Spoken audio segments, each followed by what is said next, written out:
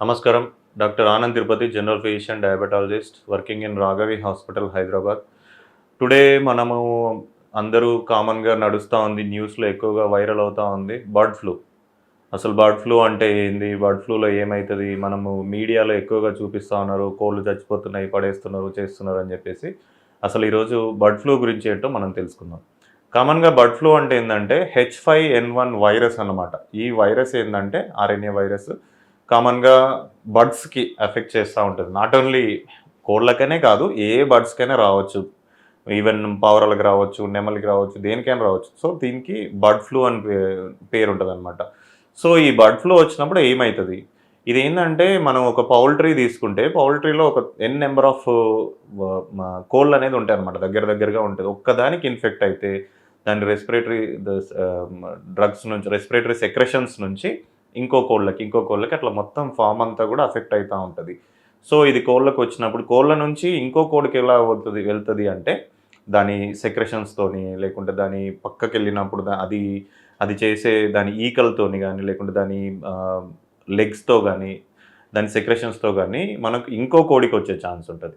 So, ఇలా మొత్తం అన్ని కోళ్ళకి ఈ బర్డ్ ఫ్లూ అనేది స్ప్రెడ్ అయిపోయిద్ది. ఒక పౌల్ట్రీ తీసుకుంటే, పౌల్ట్రీలో అన్ని కోళ్ళకి స్ప్రెడ్ అయిపోయే ఛాన్స్ ఉంటది. సో, ఇప్పుడు బర్డ్ ఫ్లూ వచ్చిన కోడిని మనం తినొచ్చా? బర్డ్ ఫ్లూ వచ్చిన చికెన్‌ని మనం తినొచ్చా? లేదా? అనేది పాయింట్. సో, బర్డ్ ఫ్లూ వచ్చిన చికెన్ అంటే ఆల్మోస్ట్ దానికి బర్డ్ ఫ్లూ వచ్చిన తర్వాత అది కంపల్సరీగా చాలా ఎక్కువ రోజులు మాత్రం ఉండదు. అది చనిపోయే ఛాన్స్ ఉంటది. అది ఎందుకంటే కంప్లీట్‌గా ఆహ్, వీక్ అయిపోయి అది చనిపోయే ఛాన్స్ ఉంటది. అట్లాంటి కోడిని ఎవరు తీసుకోరు, తినరు. బట్ నార్మల్‌గున్న చికెన్ అయినా సరే మనం తినొచ్చా అంటే, మనం ఇంటికి తీసుకొచ్చుకొని దాన్ని ఎక్కువ హీట్ చేసుకొని బాగా ఉడికించుకున్న తర్వాత తింటే నో ప్రాబ్లమ్. అట్లా చేస్తే మీకెవరికీ ఏం బర్డ్ ఫ్లూ వచ్చే ఛాన్స్ ఏముండదు. బట్ బయట మనం ఎక్కడికైనా ఎళ్ళినప్పుడు రెస్టారెంట్ గానీ, ఇంకేదైనా ఫంక్షన్స్‌కెళ్ళినప్పుడు చాలా ఎక్కువ మందికి మనం కుక్ చేయాల్సొస్తది. ఒక 1000 మెంబర్స్‌కి కుక్ చేయాల్సొచ్చినప్పుడు వాళ్ళంతా దాన్ని ఎక్కువగా కుకింగ్ పూర్తిగా ఉడికించకుండా ఉండొచ్చు. పూర్తిగా క్లీన్ చేసుకుండా ఉండొచ్చు.